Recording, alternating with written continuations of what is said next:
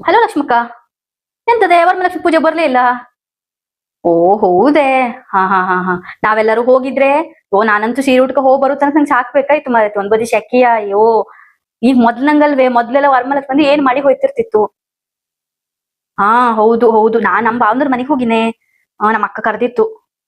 ಅಯ್ಯೋಯ್ಯೋ ರಾಮ್ನೇ, ನೋಡುದೆಲ್ಲ ಮಾರೈತಿ. ದ್ಯಾವ್ರಿಗೆಲ್ಲ ಇದ್ದದ್ ಬಿದ್ದದ್ ಒಟ್ಟು ಚಿನ್ನನೆ ಹಾಕರೇನ ಕಾಣ್ತು ನಂಗೆ. ಹಾ, ನಮ್ಮಿಲ್ ಭಾವನವ್ರು ನಮ್ಮನೆ ಹತ್ರ ಬಂದ್ಕೊಂಡು 1 ಲಕ್ಷ ರೂಪಾಯಿ ಸಾಲ ಕೇಳಿದ್ರು. ಈಗ ಹೆಂಡ್ತಿ ಚಿನ್ನತೆ ಅಂತ ಹಾಕ್ತು. ಹಾ, ಕಡಿ ಮತ್ತೊಂದ್ಸರಿ ಅವ್ರ ಮಗ ಸ್ಕೂಟಿ ತಗೊಂಡಿದ್ದ.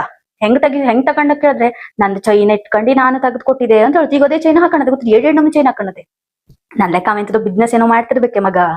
ಹಾ, ಹೌದೇ ಸಿಕ್ಕಾಬಟ್ಟಿ ಸೊಕ್ಕು. ಕಡಿ ಮತ್ತೆಂತ ತಗೋತದೆ, ಸಸಿ ಒಂದ್ ಬದಿ ಕೂತದೆ ಮೂಡಿಲಿ. ಅದ್ ಎಂತದ್ಕೂ ಬರಲಿಲ್ಲ ಪೂಜೆಗೆ. ಅತ್ತಿಗ್ ಸರಿ ಸಿಕ್ಕದೆ. ನಮ್ಮ ಅಕ್ಕಂಗಲ್ಲ ಚಲೋ ಸಸಿ ಸಿಕ್ಕದೆ. ಕೇಳಿದ್ರೆ ಡೇಟ್ ಹೇಳ್ತದೆ. ಡೇಟ್ ಅಲ್ವೇ, ಎಂತದೋ ನಾಟಕ ಆಗದಲ್ಲಿ. ಅದೇನೋ ಗಂಡನ್ ಕರ್ಕಂಡಿ ಬ್ಯಾರೆ ಮನಿ ಮಾಡ್ಕಂತೆ ಅಂತ ಹೇಳ್ತದಂತೆ. ಒಬ್ರಿಗ ಮುಸುಡು ಒಬ್ರು ನೋಡುದಿಲ್ಲ ಹಂಗಾಗದಲ್ಲಿ. ಆದ್ರೆ ನೀವ್ ಬರ್ಬೇಕಾಗಿತ್ತೆ.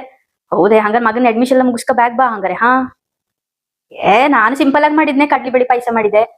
ಅತ್ಯಂತ ಮಾಡ್ಲಿಲ್ವೇ. ನಾವೆಲ್ಲ ಬಡವ್ರು ಮಾಡಿದ್ರೆ ಹೆಂಗಾದ್ರೂ ಪೂಜೆ ದೇವ್ರ ತಕ್ಕಂತ ಹೇಳಿ ಸಣ್ಣ ಪ್ರಮಾಣದಲ್ಲಿ ಮಾಡಿದೆ. ಅಯ್ಯೋ, ನಮ್ ಭಾವನವ್ರ ಮನೇಲಂತೂ ಲೈಟಿಂಗ್ ಗಿಟ್ಟಿಂಗ್ ಮಸ್ತ್ ಮಾಡಿರು. ಹಾ, ಅದ್ರ ಬಗ್ಗೆ ಒಂದು ಮಾತಾಡೋದಲ್ಲ. ಆದ್ರೆ ಸುಳ್ಳಂತ ಹೇಳ್ತಾರೆ ನಮ್ಮ ರೀತಿ. ನಮ್ಮ ಹತ್ರ ದುಡ್ಡೇ ಇಲ್ಲ ಹೇಳಿ.